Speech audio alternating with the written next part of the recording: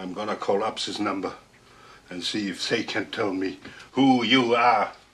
This is Harry Dean Stanton. He recently passed away at the age of 91, and he had been acting for over 60 years in film and television. He was almost never in a leading role, but always left an impression. One of his final on-screen performances, and one of the only leading roles he had ever had, is in the upcoming 2017 film Lucky. A U.S. Navy veteran of World War II, Harry got into acting in the mid-1950s, a time when two types of shows were at the forefront: crime dramas and westerns. Most of Harry's early work fell under one of these genres, and he would usually play bad guys, the unsavory characters. I told you before, I don't like people I'm talking to walk away from me. Look at me. Then in 1966, Harry played the role of Blind Dick in Ride in the Whirlwind, a western written by and starring Harry's friend, Jack Nicholson. Jack gave him some acting advice. He said, but I don't want you to do anything.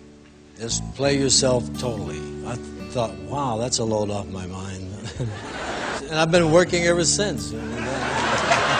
Some other roles and big projects followed: The Godfather Part II, Cool Hand Luke, and his role as Brett in Alien gave audiences this iconic death scene. But 1984 was probably the biggest year for Harry. There was his role as Bud in the cult hit Repo Man. See, an ordinary person spends his life avoiding tense situations. Repo Man spends his life getting into tense situations. There was also Wim Wenders' film Paris, Texas, which was Harry's first starring role. He played Travis, a man who, for reasons unknown at first, is wandering the desert alone. The rest of the film addresses exactly who he is and what he might be running from. Harry continued to get steady work, turning in memorable performances in Pretty in Pink, The Last Temptation of Christ, Fear and Loathing in Las Vegas, and The Green Mile. Harry's also been a frequent collaborator with filmmaker David Lynch, who actually acts alongside him in Lucky. But arguably the most intriguing thing about Harry Dean Stanton is trying to figure out exactly who he was. There's a fantastic documentary about him called Harry Dean Stanton Partly Fiction, which, if you watch it before watching the trailer for Lucky, you'll notice some striking similarities between who he was in real life and his character. Perhaps the biggest similarity is that Harry's character in the film is a realist, someone who chooses to see life for what it is and nothing more. This was pretty much Harry's philosophy off-screen,